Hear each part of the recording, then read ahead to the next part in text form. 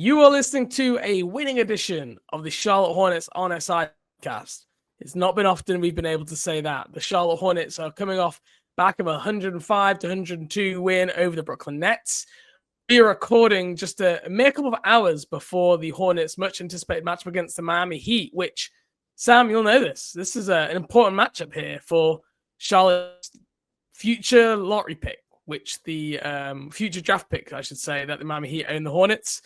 If the Hornets miss the playoffs this year, then that pick becomes unprotected to the Charlotte Hornets in 2028 versus being lottery protected in 2027. So, look, the Brooklyn Nets might have been a meaningless win, but if the Hornets win tonight, this one really isn't a meaningless win. This actually could mean something because Miami on the 9th seed right now, lost 3 in a row, losing to the Hornets, that could be a struggle. And Hornets are pretty much going to have every, semi-available body ready to go tonight. No one resting.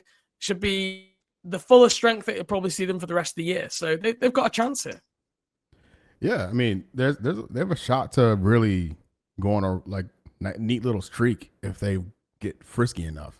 Because that Cleveland game, that could have been a win. They were in that thing. Nets, obviously, they won that. Miami Heat, it's a very winnable game. And the outlook, the last episode, we talked about how shitty things were.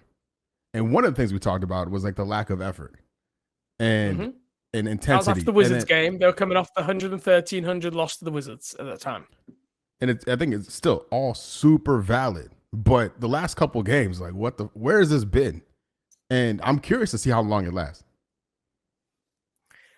Well, I think I pushed back a little bit last week about the lack of effort thing. And I do think there were definitely times, especially in those big blowout losses to Golden State, the Kings, Portland, where absolutely the effort was not where it needed to be. But I've said this most of the year that I think the effort side has actually been pretty good for 85-90% of the season. There's the stretch where they had to have the players only meeting after that loss to Houston early in the season. And then there was the stretch, just a couple of weeks ago. But I think apart from that, I don't really knock this team's effort as I do much like their execution and their decision-making and IQ and naivety and lack of experience, which I think leads to a lot of these issues. But you're right. Like this last couple of games, Cleveland, Brooklyn, I mean, that defense in that fourth quarter, that Brooklyn game was like suffocating. You could have told me right there that the Eastern Conference Championship was on the line, and I would have been like, yeah, like the crowd was like it is, the defense, how everyone into the game it was a game that felt like it meant something, even though and really what I think it meant was just like not to be embarrassing, right? And that's what the home fans been wanting to see after that long homestand. I think it'd been like 5-6 games. They lost all, and fans were just desperate to go home from the arena and have a warm, fuzzy feeling. And they got that. Yeah, they did. They got a show. And that's one of those games where I'm glad that was at home. Because that Lakers game was the last time I felt that high of intensity as a viewer. And it feels kind of wasted on a late night game on the West Coast. Putting that type of performance at home, I think, means a lot. It means a little bit more. And the home fans that go to the arena every night and will continue to go through the arena through the I was gonna say the ups and downs, but mainly the downs. They deserve nights like those, and I'm glad they had the opportunity to witness that. Yeah, I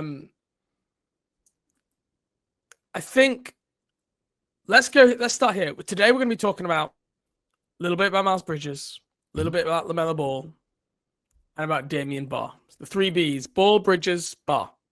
Yeah. Because I think all for different reasons. Bridges has probably been on a good run recently. Ball has struggled. And Baugh has kind of come a bit out of nowhere and actually had quite a few opportunities and got a little bit of run here. So all 3 interesting names I think we're going to focus on today. But firstly, let's start with Miles Bridges, who came off a career-high 46 points against the Cleveland Cavaliers, one of the best teams in the NBA. 2 NBA All-Star, all-caliber defenders in Evan Mobley. Jarrett Allen was able to get to the rim, was able to finish. That has kind of been like the peak of a mountain that has been slowly getting bigger for Miles Bridges over a period of time here. And look, we mentioned it here or there, but I think it's about time that we led an episode. We gave Miles Bridges, we gave him some props for what he's been able to put together here. So I guess what do you think is the difference that you've seen from, early in the season? What a turnaround, right? Early in the season, Miles Bridges was like number one villain on the team. What a burst, like struggling, looking completely out of place. It was probably the biggest issue of the team for the first 10 to 15 games of the season. And now, arguably, he's almost turned into like the team's MVP among the fan base.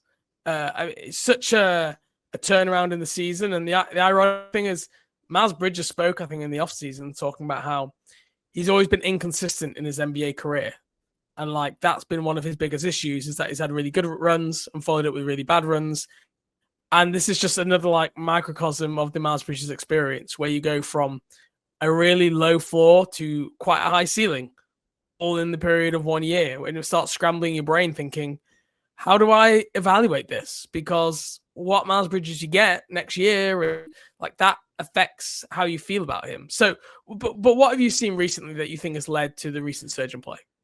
Well, I think it's him just being the focal point and not having to defer to Lamelo or Brandon Miller or even Mark Williams. He's free to be the best version of himself without having to be secondary or passive for another guy on the floor.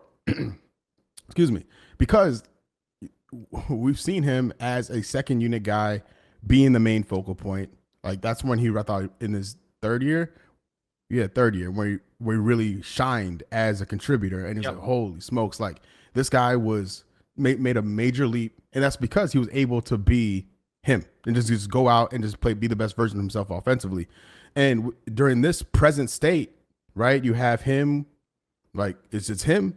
It's a rested and inconsistent Lamelo Ball, and then absent Brandon Miller. So the runway is clear for Bridges to do this type of stuff. And comparatively to the beginning of the season, where at best he was going to be the third option, and rightfully so, it doesn't seem like that suits this type of production for him. And for the remainder of the season, I think he's very much capable. Not the 46 he scored the other night, like whatever, like that's not what I'm talking about here. But the 25 plus a night, I think that's very much within his range when he doesn't have LaMelo and Brandon out there with him. I think it's a really good point. And I completely agree that he is much more comfortable handling the ball a lot. And his usage has gone way up. Okay. For the first 20 games up to Christmas, his usage was around 23.5%. That's jumped up to 28%. That is kind of a real jump in percentiles. So you're going from someone like with below average usage, basically, for his position, to now it's someone in like the top 20% of usage.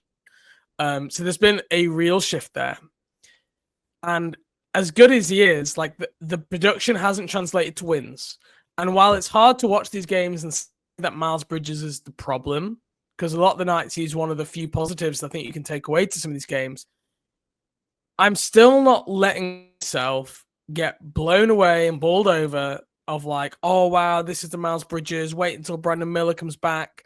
And then they have this. They've got a real big three. Yeah. Because I've seen this movie before. And I talked about early in the year that Miles Bridges struggles as the third or fourth option, like you said, because he doesn't have a great skill set to like play off people. He is best when he has the ball in his hands. They can run a bunch of kind of flip screen switches to get guards onto him, guys that he can target, mismatch, and overpower. And that's basically how he gets to like all his luck here, is either spot up threes, or it's here's the ball late in the shot clock, do something with it, or it's okay, let's pull a guy here. We'll try and get them to pre-switch a screen, and then you can get Darius Garland on you, or you can get Ty Jerome, and you can go mash them on a drive. But he needs the ball to do all of that. And if he has the ball, then it's not in the hands of Brandon Miller and LaMelo Ball. And like in the grand scheme of things, if you're putting the ball in Miles Bridges' hands and say, go make something happen against a mismatch, it's going to work some nights. but it's not going to work consistently enough for it to be like an actual offensive principle that's going to be something you can build your team around. Because teams could really stop it if they wanted to, but teams are kind of like, we're going to take away everything else. We're going to let else do that, and he's going to get his numbers, but the Hornets are still going to lose most of the time. Yeah, and that goes back to like team building for next year and what you do with the guys on the roster. With Bridges, you've seen, I think I'm dug in on the idea that the best version of Bridges is a sixth man on a good team. Like that, on a good team, he's your sixth and seventh man. On a playoff team, not talking like Boston level or Cleveland level, but like that next tier below. He's like Bobby Portis for the Bucks. Yeah. Yeah, like you feel confident that he's out there. He's not going to get hurt. They both been suspended. You're gonna. I know he's super reliable. Like we have to park the suspension stuff. Like he never has a night off. He's not like ever turning on the injury report, getting rested like these other guys do. He wants to play every night. They try and rest him. I've heard like they've tried to say, "Hey, Miles, we'll get this back to back out." He's like, "No, I want to play." Right? Yeah, he has the attitude that I think people wish a lot of the other players have. Right? He's wanting to go out there every night, and that's been the same most seasons of his career when he's been able to play. Yeah, and that's one of the things I respected most about him. When he, like, going back to Michigan State, he was like, you know what? I'm coming back for my second year. I'm going to bet on myself, prove my worth, and and improve my draft stock. He did that. It took him, and we've seen how it worked out so far. But yeah, I mean, I want to back up a little bit to the Nets game, because that game could have gone very differently. And I want to give him credit, and I want to be positive here. But I feel compelled to bring up that he took a contested three with 5 seconds left on the shot clock with the Hornets up by 1. Like that, before he won the game with that block, before he sealed the game with the block, that was a really shitty possession by the Hornets. And he found himself taking a contested three with under 5 seconds left on the shot clock. And he made up for it, credit to him. But things like that that game could have easily been a loss if he didn't come up with that crazy defensive play on the other end, right? And those little things had me thinking like, man, if Bridges is your number one option, you're not in a great place. Like he needs to be that leader off the bench, potentially in crunch time, and you're going to be in a great spot. And I feel like it would suit him, and I think he would enjoy that type of role in a much better winning environment. Yeah, and the problem in Charlotte is they just don't have enough talent to do that, right? Yes. They don't have, you start bringing Miles Bridges off the bench, all the other players on the roster are looking at each other going, this coach is overthinking it. Like, like people, you hear the players talking about it, like he's been their most consistent player here for the last month, basically. We'll talk about Lamelo Ball later, but he's been everything on offense, and the Hornets offense has not been good. And like I say, it's this delicate balance between like he's had a really productive period, the team has struggled, and now, but like even prepping for this, when I was like digging into the numbers, and then maybe like, am I just blaming myself? Do I actually need to buy into this more? Because I was like looking at players who have similar stat profiles to Miles Bridges. And these are the groups of players on offense who have a similar stat profile. It's Franz Wagner, Jason Tatum, Jalen Williams from OKC. And then on defense, it's Jalen Johnson and Jonathan Isaac.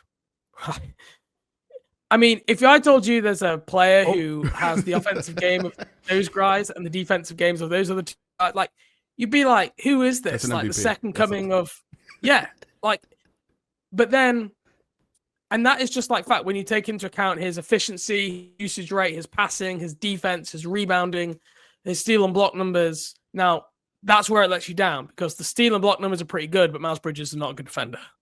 Okay. And whereas like for most players, they don't lie, but for Miles Bridges, I do think they do a little bit. He's a really poor team defender. He's not great on the ball, but he has athleticism to be able to kind of make a couple of big wow plays here and there. And he made one at the end of that Nets game, right? Like not many players could have covered that ground and got up and blocked that Cam Thomas floater like he did. It was a really good read, but they are, there are a handful of times that happens versus, two handfuls of times that he's making errors out there, he's paying attention. And I remember I had this exact conversation about PJ Washington. When you looked at the statistical profile, you went, this guy's unique. And the same with Miles Bridges. No other player in the entire NBA has the combination of offensive and defensive stat production that Miles Bridges has. He's like a unique player because he rebounds like a center. He scores like a scoring guard, loves getting to the rim. He can shoot the ball relatively efficiently for someone of his size. Or he has at least last 30, 40 games or so. And he's a pretty good decision maker and doesn't turn the ball over a ton. So there is something unique there, and there is a role for it on a good team. And like PJ Washington went to Dallas and blew up, and all of a sudden PJ Washington, he's the next. Dallas Mavericks, what an incredible addition! And like we were staring at that player for years, and none of us thought he was a difference maker on an NBA Finals team. And he went to Dallas, and he did that. So part of me, I'm here like questioning like myself here is like, actually, am I being too harsh on Miles Bridges? Do I need to buy more into this, or is it just March basketball, losing basketball, stat padding that like it feels great in the moment, but it isn't really translatable to a better, more balanced environment? I think that's all valid because I remember with PJ, what I loved about PJ was like his best games came when the Hornets were without LaMelo, Rozier, Hayward, where he was a guy who was a fourth option at best, who stepped up and had all of his career highs as a Hornet were without some or all of those dudes, right? And I'm getting that same experience with Bridges, and Bridges has much more experience with that because he's been with the Hornets forever and has experienced long droughts without Rozier, LaMelo, Hayward, etc. He's found himself as like that Will Smith meme from Fresh Prince, just standing in the living room all by himself, trying to make something happen. And to his credit, I want like with the Cleveland game especially, how the Hornets started off that game, that they came out firing. Like there was so much energy coming off. Like it was so clear that they were playing up to the best team in the Eastern Conference. And I was like, damn, man. Like, and Bridges was leading the charge with that. And I want to give him credit for that because I think everyone pretty much followed his lead with his intensity, especially in the first quarter. He was like 6 of 10 or something like that in the first quarter of that game. And they needed that so badly after that losing streak, man. Like they're like, all right, they came out ready to go and make something happen and show the league that they're not some pushover team right now. And they played the Cavs tough because of how they started that game. And that was so impressive to me, especially considering all the stuff we've seen from the rest of the squad this season. Yeah. I think the 3-point shooting, I think, has been the reason for the bump, right? Recently, yeah. Like a lot of those Miles Bridges jumpers have been going in at a pretty good rate, especially off the catch and shoot. I think his non-corner threes since Christmas, he's at 34%. Pre-Christmas, he's at 23%. Right, that's a big jump.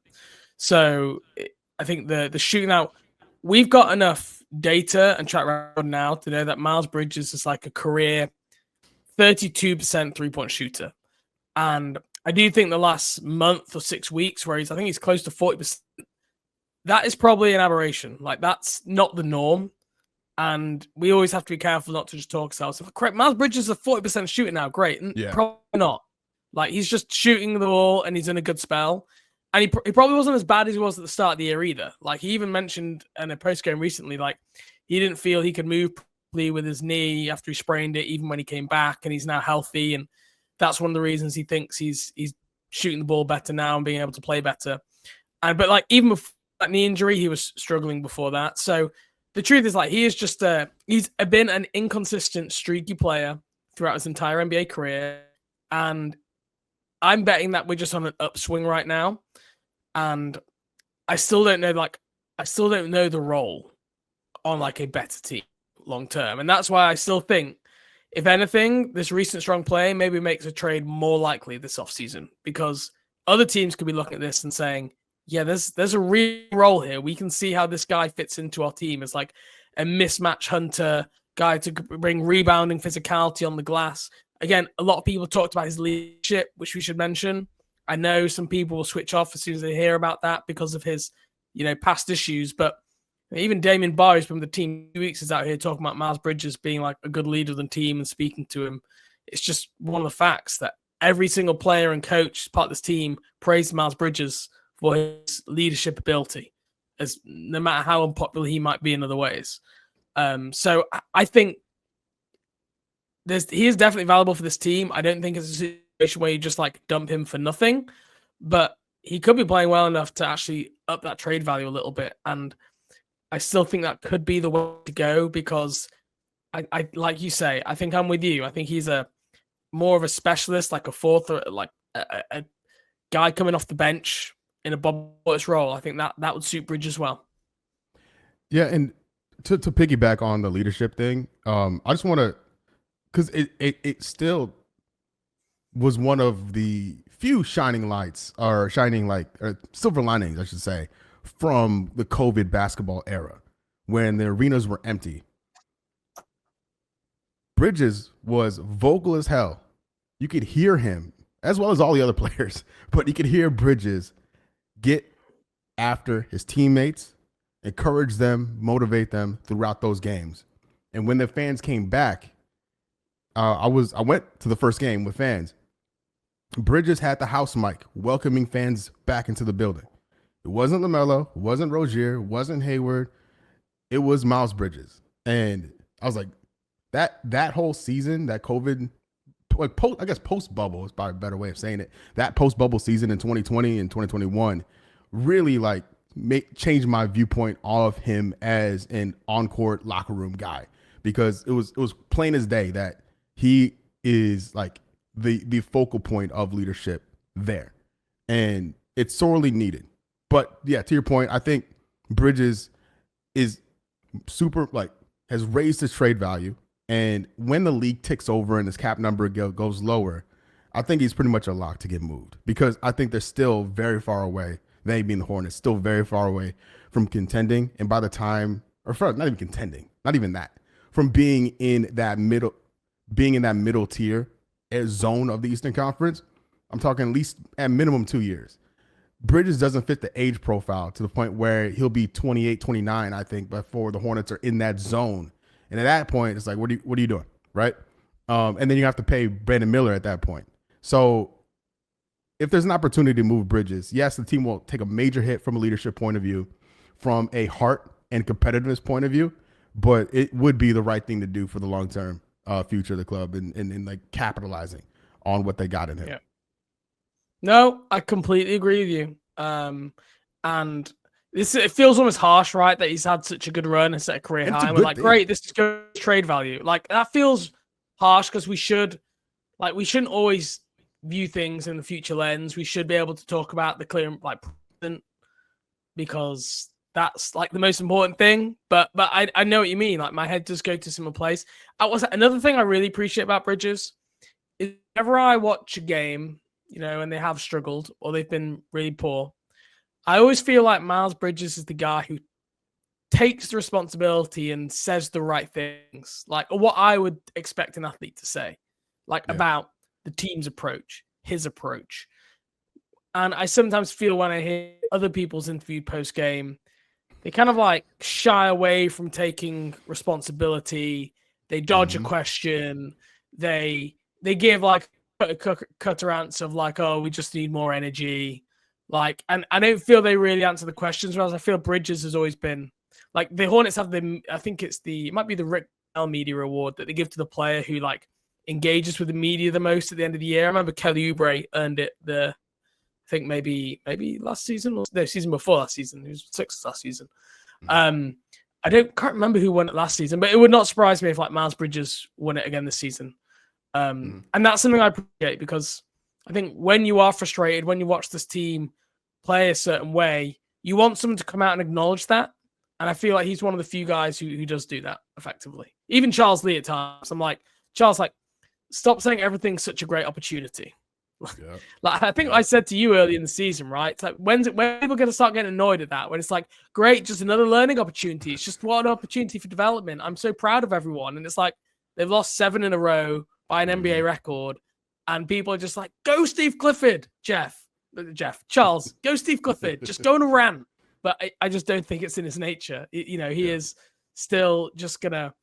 He's almost like, I will maintain that stance at all costs, and he's made that decision. Yeah, yeah, because you can only for him, it'll mean more. What if and when Charles Lee loses his cool, it's gonna shake the world, the Hornets world, and I'm here for it. Whenever that is, I'll be ready. I think it's a first year head coach thing where you're like more self aware on those things, and you don't be like typecast too. Like you want to like kind of you want to kind of keep it under the radar. And whereas like Steve Clifford, he's like been around so much, he's just like, I'm just gonna, like Steve Kerr, he runs his mouth now. I think you get a certain level in the NBA coaching world where you're so comfortable with yourself and secure in your position and profession that you're willing to open yourself up a little bit more. And look, Charles Lee will have sold himself as like this positive guy with a lot of energy. We heard about that all through training camp. And if you suddenly like change your message and your tone halfway through the season after players will be like, oh, so that was just for show, right? You're actually just like the other guy who used to be here. So I understand it. And that is just with media. I think he is probably a lot more direct with the players, and we just don't see that side of him. Right. Just quickly on Miles Bridges. I did some stat kind of splits looking at the first 29 games up to Christmas, which took into account his struggles pre-knee injury and about 6 or 7 games after the knee injury. So when he was saying that he wasn't quite right. And then I did from Christmas until now. So for the first 29 games, Miles Bridges is about 16.8 points, 7 rebounds, 3 assists, half a block, half a steal, 43% from the field, 29% from 3 on 6 attempts per game. He was shooting 66% at the rim, 23% on corner threes, and 42% of his shots came at the rim. Last 33 games. Now, the last 33 games feels enormously better. Like, if you ask me, I'd be like, oh, it feels like night and day. Mm-hmm. And the stats are better, but like maybe not as much as I thought they'd be. Again, this is where like the eye test doesn't exactly match the numbers.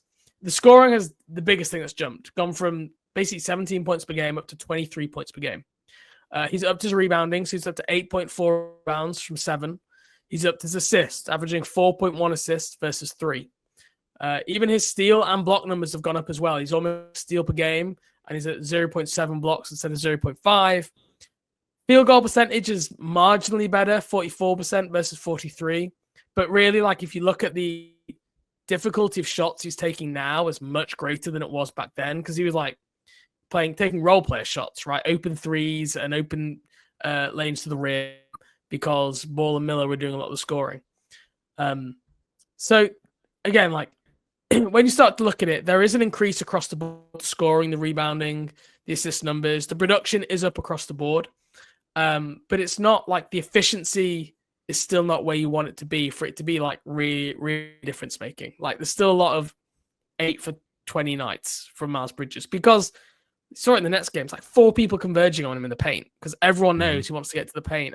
In that Cavs game, I've got it here. His 46 points. Five of his mates came off right-handed drives to the rim. 3 came on floaters in and around the paint. He then had 3 came from left-handed drives, and then he had basically catch and shoot threes, 4 of those. So like it was all either threes or get to the rim, which I really like. He's taken away that mid-range shot that he like experimented with towards the end of last year. That was just absolutely brutal. So I do like the process more. It's like 3 or rim, and it is being more effective. Yeah, and even that game got to the line, or at least shot, or made 12. Yeah, he went 12 of 13 from the line. I love the aggression, man. Like someone has to do it, and he stepped up. Yeah. Okay, let's move on to the next segment. Lamelo Ball. And we're going to be talking about Lamelo Ball for some different reasons. What have you made of the recent Lamelo Ball play? Obviously, he's been in and out of the lineup. He hasn't played well. That's not a lie for anyone. What do we put this down to? Is this him missing shots? Is he, not trying for the rest of the season? Is he playing injured? Is he just having, an off couple of weeks? What's your read on the Lamelo Ball situation? So I don't think he's 100%. I think he's pretty far from it. I that's what I believe, because at some points he looks like he was dragging his feet on some 3-point attempts, and it just didn't have the same like energy with the jumper. The last time we saw him, because he didn't play in the last game, right? So the last time we saw him was Cleveland, right? And even in that game, he was still driving, and unfortunately, what did he lead the game with 7 assists? He should have had 10 at minimum, because there were a lot of missed threes, like wide open missed threes, that would have changed that entire game if they went in, considering how close it ended up being. I think 3 different Hornets missed wide open threes off LaMelo drives and dishes. But I do appreciate that he's focusing on that, or at least going back to that when the jumper isn't there, because the shooting numbers are really bad.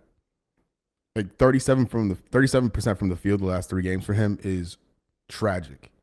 And it's worse than that. The last 15 games since the All-Star reserves were announced. Okay. Mm-hmm.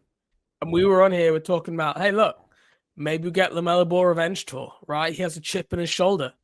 Since then, he's averaging 35% from the field, and he's missed 6 of 15 games, either due to injury or the left ankle injury management. He's averaging 6 assists to 3 turnovers, so only 2-to-1 assist to turnover ratio. Assist numbers have dropped since then. All round, it's been bad. And the fouling's back. It's like that ugly thing it's reared its ugly head again. I thought he slayed that dragon at the beginning of the season. He had. And why do you think that? I have my theory, but do you? Yeah, if you're not 100% not moving as fast, are you going to reach in a lot more? And I think that's what's leading to that. Okay, that wasn't my theory. My theory is when you're playing bad and he's frustrated, like LaMelo gets, I see it when he misses shots and then he goes, "Oh, I'm going to go get the ball back because I made a stupid pass or I missed a shot." He goes and does that, and that's when he picks up like some of these fouls. Is when he's like, that's a good call, trying to play up, trying to be really aggressive because he's frustrated, and that's my reading, because he's not been playing well and he's got frustrated, and then that frustration rears its head in the form of fouling. Yeah, like one mistake becomes 2 mistakes when you try to make up for the first one. That makes sense. I can see that. I think Charles D's even alluded to that for like the team, like these lapses, and Mark Williams is a big offender of that, by the way. Like he'll try to do that makeup play. Like they just don't kind of like let possessions go. They cling on to them, and they let what's happened before impact them. And that's I think why the roller coaster is so high and low with this team.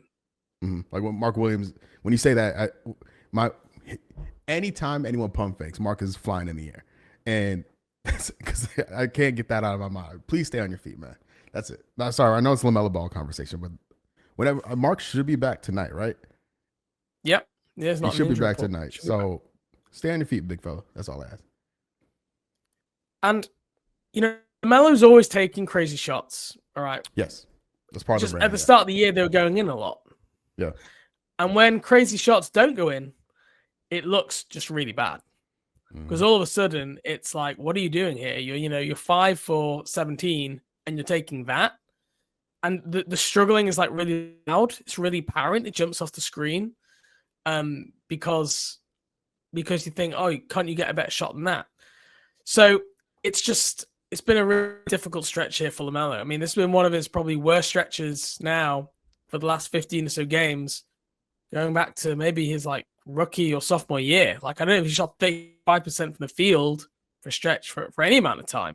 And I do think the effort has dropped. I'll be honest. Like, I don't think the whole team, the effort's not been there. I think LaMelo's it has. And that really shows itself.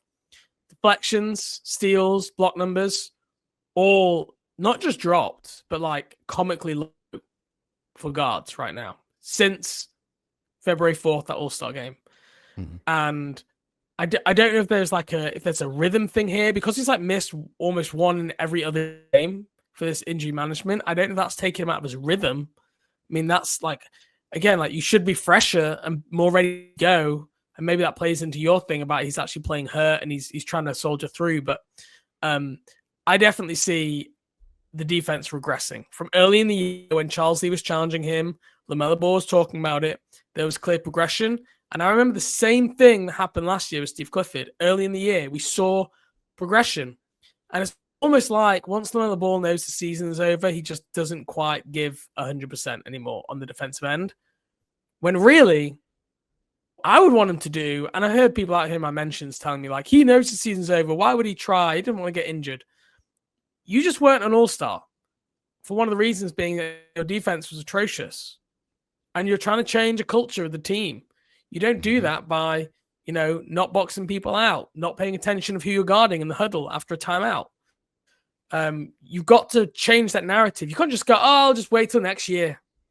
It might not be on the team next year. Yeah. Like, so that has been a frustration to me.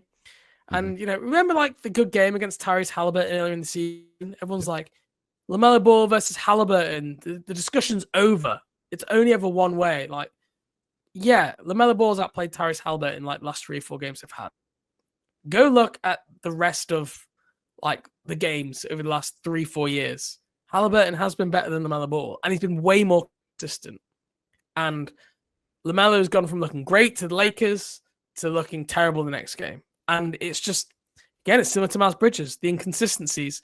That's why the best players are paid the big money, and that's why they lead teams, is because they can do it every single night. And if you're just someone who can do it here and there, and you're just not as valuable, and I'm not going to get so excited about your highs when the lows are more brutal. Yeah, and if it was a scheme thing where you have this run and you come up against a team and they scheme you out the gym and you can't get anything going. They take away your best options all the time and you just have an off night. Fine. I'll allow it. But to your point, lately it's been happening regardless of scheme. And the shots and the effort it's been rough. And I also wonder if it's just a gas tank issue as well. Because this is the most basketball he's played in a long time, in like 3 years. I'm wondering if that's a factor into this, and looking at this year as a building year where you have first time in a long time I played 50 plus games. I ran out of tank in February. What do I need to do in the summer to make sure I can withstand or hold up from a cardio or whatever point of view to make sure I last the whole season. And that's why I'm curious if we see that type of growth out of him in year six. So I completely agree with you that it might be an issue. If it is an issue, then that has me even more concerned. Because if we're here talking about in year 5 of the league that he still hasn't figured out what he needs to do to get his body right to be able to compete for more than 50 games, then what the fuck are we doing? Mm-hmm. Because that's, to me, it's just someone who's not taking the profession seriously enough. If you're still trying to figure that out in year 5, you've got the best trainers in the world you can employ, right? Off season, whatever, who would want to work with you, who you could pay whatever money you want. He'll say, this is what you need to do to be in the right shape. And he had a whole summer where he was healthy all last summer. It's not like the summer before where he was in a boot and he wasn't able to work out until September. So if you're having to if someone's having to learn that in year 5, then we can't when's the finish line? Yeah. Lamelo Ball's only going to be in Charlotte probably for a max of another 4 seasons in the best outcome. We can't just keep going, we learn this. At some point, we've got to have some results. So I actually agree with you, though. I think that could be part of the issue here. It's God, this is a long season. I'm not used to this. But if he's struggling to play long seasons, we've seen that's been an issue all the way through his career. Even going back to when he was playing in Australia, right? Yeah. That was a problem then. That's just a real concern to me. Some players just break down. Some players just aren't built for it. They just struggle to keep up that level of play. And and when does the back-to-back restrictions go away? Right? Like, go again. This is a future thing. If he's on the roster next season, do they lift the restrictions on the back-to-backs? Similarly with Mark Williams is on my mind. These guys are 23 years old and aren't playing back-to-backs. Like that's a bit crazy. I get it. Do you not think that's a tanking thing this year? Oh yeah, I do. Well, yeah. Yes and no. Yes and no. Yes, because they do want to be bad. I still stay firm on the Hornets trying to be bad this year. Yeah. But no, because they want to make sure that he's good next year too. Like, it's just kind of like a byproduct of it that they want to make him hit a number where they feel comfortable, where they can say he's played 50 games or whatever the number is, because that looks so much different than a guy who's only played like 20 and 30 or whatever it was for him. Like, 36 and then 22. He's up to 40 now. He needs to get to a nice round number to either build confidence in the front office that he's an actual building piece to something grander, or to advertise to other teams to say, hey, this guy can play 50 games. Just didn't play back-to-backs. If you get him, you can play him as much as you want because he'd be perfectly fine and pass the physical, no problem. Like, it's trying to like balance those two worlds. But as a fan, it's like, it is a bit discouraging having a 23-year-old not play back-to-backs. Like, that is weird, and I get it, but it doesn't feel good as a viewer. And hopefully that's it. Hopefully if next season, hopefully that's not a thing, because they need him. Well, I guess they didn't need him against the Nets, which going back to the benching, right? They maybe they just don't need him against the Nets. I know they didn't win that game when Trey Mann. I mean, the Nets are terrible, by the way. Like, we should all realize the Nets are like, I think they're last 2 weeks 28th in offense and 29th in defense. They've been terrible. They're on like a 6-7 game losing streak. So, and they're missing their best player as well. For obviously former Tar Heel Cam Johnson. So, like, this, I know the Hornets are missing players too, right? I get it, but the Nets are a team.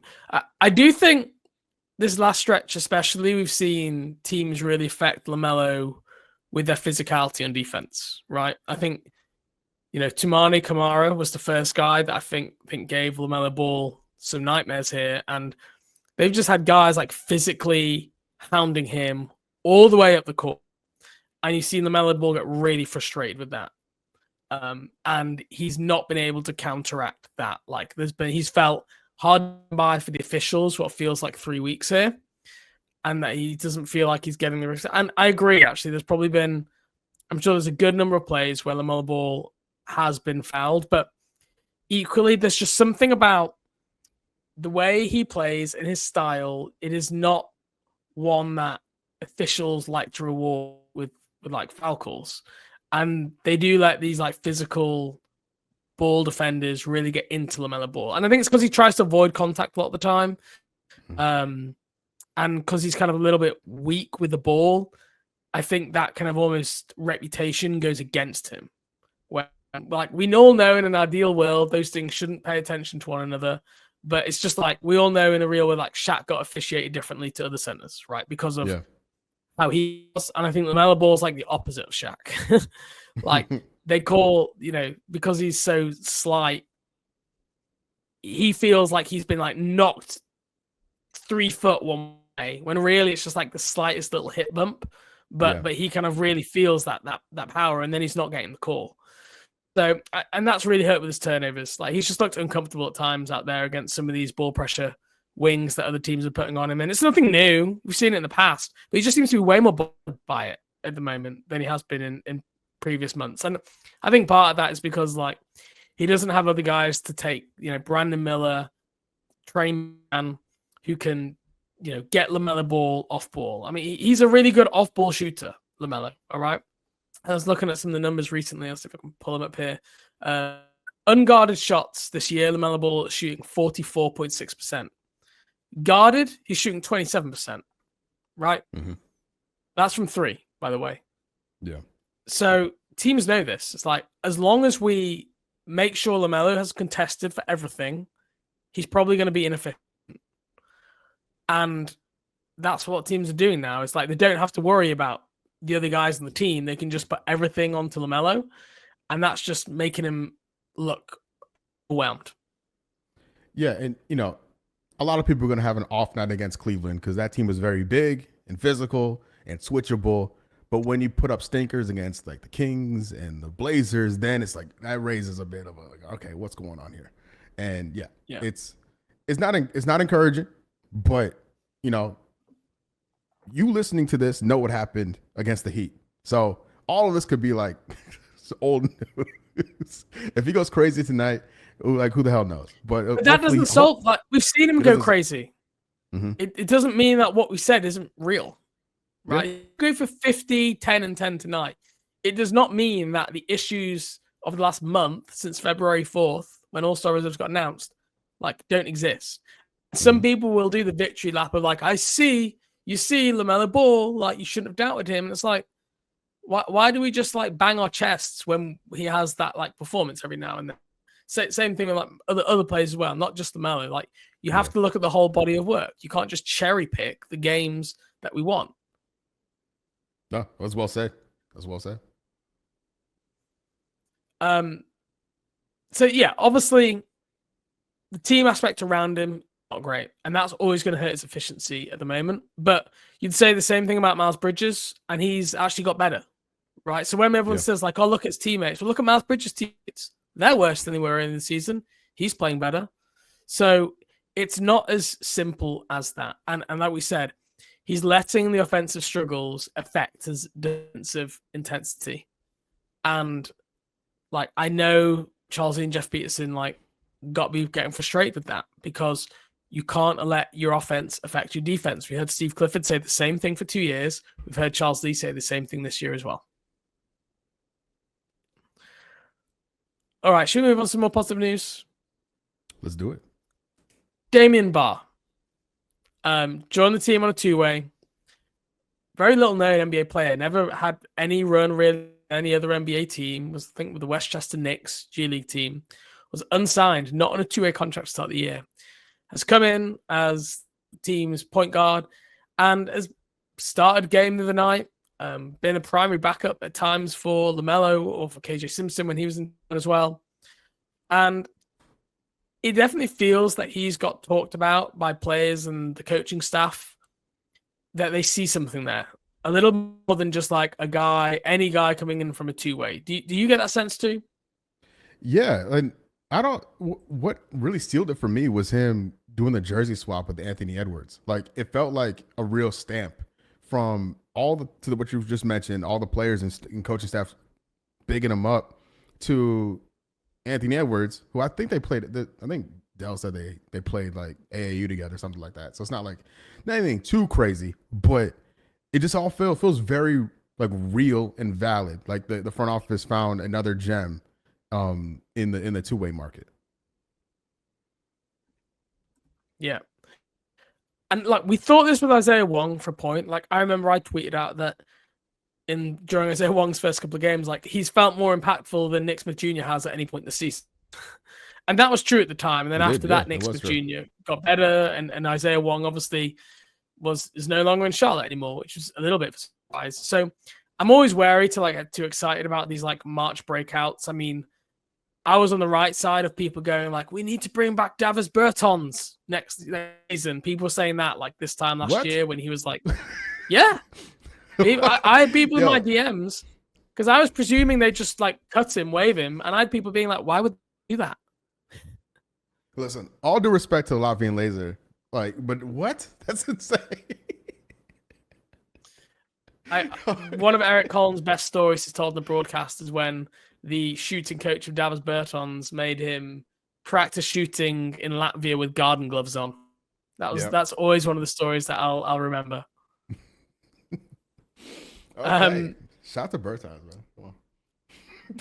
But Damian Baugh, this is kind of where I'm at. Damian Baugh, I think I like the defense. Okay, yeah. He's face guarding people out there. He is really locked into the game plan and the scout. You can tell that, like he's sending players to their weak spots on the floor. He's executing well. He's getting under other people's skin. So I like that.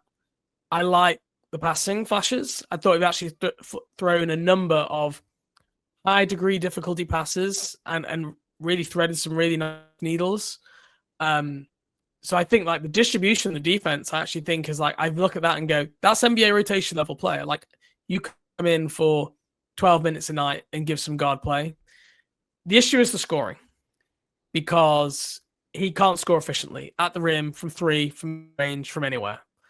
And that's going to be his hurdle to like if he sticks in the league or not.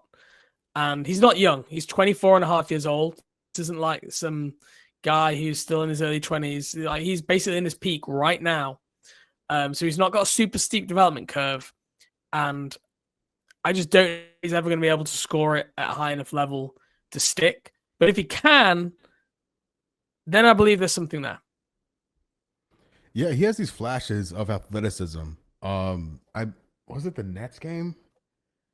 I'm looking through my notes. I can't find it. Where he just blew past. I think it was actually the Cavs game, where he just had this burst to get to the rim, and I feel like he does miss a lot of layups just from the eye test point of view. Yeah, but he's terrible at the rim. Like he gets to the rim, yeah, and then you know when someone's like a little bit of like, I'm not sure what I'm going to do here, so I'm just kind of like going to throw it up off backboard and hope it like bounces in. You get a little bit of that. And then even from like I think was it in Cleveland? Yeah, the Cleveland game. He had this moment where he was coming off a pick and roll and beat his defender and then slowed up, trying to get the defender to run in his back, like a Chris Paul or James Harden would do. I was like, hey, you know what? Hostage dribble, yep. I don't mind that. I don't mind that from Ball. And then I forgot what actually happened at the end of the play. I was so gassed about him pulling that. He went for the layup. No, I know the exact play. I've got it in my notes as well, where he went quick, he then slowed up, got the Gardeners back, and then he burst back to the rim and had a layup. And that was one of the things that's one of the things I flashed. I was like, hey, that's like that's the game is slowing down for me type of move, right? And then he drew a charge on the inbound. Yes. Yeah. Like he scores the bucket, the inbound, and he draws a charge so fast the camera didn't even catch it. Like I was like, damn, bro. Okay. I see you, Damian. I see it. I like it. Stuff like that I think really resonates. And it has me rooting for him. And it's the point of the year where I'm like looking at like who as a fan, who do I want on the team next year? And at this stage, I wouldn't mind him coming back on a two-way. Wouldn't mind it. No, like I say, he's shown enough, and I think you hear his teammates and the coaches talking about him in a way that it just feels a little bit different. Like they're going out of their way to praise the guy and his approach and his work ethic. I think Charles even says something like he's exactly the type of character that like we're looking to add. He's got Hornets DNA, right?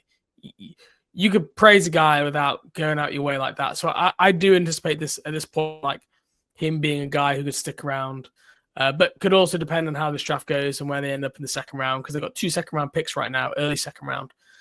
So that could affect it as well. But look, Damian Baugh, beginning of the season, didn't think we'd be talking about you. I think from a two-way impact guy, he's made about what you kind of, the type of opportunity he's got, he's done pretty well with it for the most part. And this is more of an indictment on Josh Green, but Ball is at 9 field goal attempts a game. It's 10 games, nothing too crazy, but Josh Green's at 6.2 attempts a game. Yeah. Yeah, he's not afraid to shoot it, Damian Baugh. Like, that's one thing I will say. Even when he's missed a lot of shots, which he has. Mm-hmm. And you saw this with KJ Simpson. And we'll maybe touch on KJ Simpson actually briefly here. Damian Baugh's like not, how we talk about Lamelo Ball, like we've let plays affect and build up. Yeah. I didn't feel Damian Baugh's had that. I feel like he's had a really clear process. Like, if I'm open, I'm going to shoot it because I know it's the thing to do. Even when he's gone 0 for 4 before that, he's not shied away and been like, oh, I'm not going to pull this one. And I think Charles Lee's been praising that. And I think we saw the same thing with KJ Simpson earlier in the year. Like, at times I'm like, wow, KJ's still firing away these threes, even though they've not really fallen all season. And he's kind of pulling up and showing a lot of confidence and something you're like, well, why are you that confident? But now, look in the G League, KJ Simpson's shooting a really good 3 ball. And you can tell from some of the attempts that he's like, again, feeling that confidence. And I think Charles Lee even said in one of his interviews, and KJ said, like, I've got to shoot the ball when I'm open. He's like, and it's right. When you're a 6'1" guard, you can't be turning down open jump shots because that's just like the other team are like, now we can just like scheme like so easily here. Like if you're a 6'1" guard, you have to be able to shoot. So it's kind of it could look ugly if you're unable to do it, but also maybe it's the development runway that both KJ Simpson and Baugh need is to get these reps in. And like the Hornets just have to go with the growing pains for now. I'll put Salon in that group too, because when he needs to, when good things happen with Salon, it's when he gets the ball and does something immediately. When he thinks or has to basically analyze if what's happening in front of him, things aren't going to go well. But if he makes a decision to shoot it or go to the bucket, that's a much better version of Salon than standing and thinking and contemplating what to do next. And I especially lately, have been appreciative of what Salon's been putting up there, especially in these late games. Yeah, look, he had 3 plays in that. I think it was the Nets game, where he had the pick and roll. He ran a pick and roll, I think, with Diabate, and he drew 2 defenders, and he like hit Diabate in the roll. That was a real flash of like, oh, like there's playmaking. Like you just run a pick and roll. Salon. I've never seen that before. He had 2 floaters, like high gradient difficulty, like where he finished with touch. I admit something, Sam. Please do. And this can be really unpopular. I felt like all 3 of those plays were lucky. And that's so horrible to say, right? When people want to be like, he's developing, he's taking steps. I feel like both of those floaters, like if you I don't know, I just felt like he didn't really know what to do and he threw it up there and it kind of went in. Because I've seen that same play a few times this year where like the floaters have not touched the rim. And then the pick and roll, so close to being a turnover. Like the defender got his like finger on it. And if it had been a turnover, people would have been like, T-John, what are you doing running pick and roll? Yeah. So look, when he flashes it consistently, then I'll start to buy in. But there's just part of me here that's just like struggling to get on board. And again, I hope I'm wrong, but I just looked at those plays and I was like, they're really nice plays, and everyone's going to probably overreact to those a little bit too much for my liking. And I know that's a horrible thing to say and probably not giving the benefit of the doubt, but it's just how a dark part of my soul inside felt that way. Even if I did write in my notes positive things, I'm like, just a little, tiny little asterisk, just like, could have just been a couple of fortunate series of events. Yeah. But when he goes crazy, like that Cavs game, he went a little nuts, man. The Hornets were down. He had a 3-pointer, and then he went back and stole the ball off Ty Jerome, and then he hit like a logo 3. He's like, what's going on? This is awesome. This is why they took him 6th overall. I'm here for it. Let's go. The future's now, and all this stuff. And then, it doesn't last very long. Unfazed. But yeah. Yeah, he's unfazed by like the what's ahead of him. And like I say, when he feels it, like he really gets into the game, you see a different level of confidence when he's hit a few shots versus when he's not. Like he's the opposite. Like we're talking about Baugh and Simpson. T-John, you're right. Like, he's at times where he's become like deferred more. And Charles Lee, I think, even said he pulled him out of the game after 2 bad defensive possessions in that very game, where he was like, "You just stop the ball. You let your guy get to the rim with the ball." But he came back and he had a really good second half. He has that resilience piece, which I think some of these other players sometimes struggle with. Yep. Yeah. All right. Sam, I think we're out of things. I think that's it. Bridges, Ball, Baugh. I got 2 quick things. All right. We can do rapid fire. Yeah. What's worse? Let's go. What's worse? Because it's fresh in my mind because the Hornets just played the Cavs. Kenny Atkinson backing out as head coach or the Mark Williams trade getting rescinded? The Mark Williams trade getting rescinded. Because you've now got an issue on your hands that you have to deal with. Whereas, like, at least with the Kenny Atkinson thing, it's like, right, just hire another coach. You're not then, like, stuck with the coach that you fired for Atkinson, in that make-believe. Yeah. If you had been that, like, after Kenny Atkinson, like, pulled out, that you were stuck back with James Borrego again, then that would have been similar to the Mark Williams situation. They got Steve Clifford again, though. You know, They did, but I feel okay about that. I know what you mean. And, It's not, yeah, it's not. Yeah, I know the last 2 years of Steve Clifford will not done his coaching legacy any good in Charlotte, but you have to have been there for those seasons like we were and actually understand the injury context that he was coaching in. And you'll see there are some pretty good reasons for the struggle. Okay, and then last one. What do you make like of this this. flag? This stuff about Cooper Flag staying at Duke for one more year if the Hornets have the number 1 overall pick? At this point, the franchise is so cursed, it almost wouldn't surprise me. like they would finally, it finally comes. They get the first overall pick after years of coming up short. It finally happens, and he's like, "I'm going back to Duke. I'm sorry, y'all." Like, you'd have to laugh. Like, you know, there'd be anger. You'd go through like the however many stages of grief, and I feel like I go through them all in one podcast episode.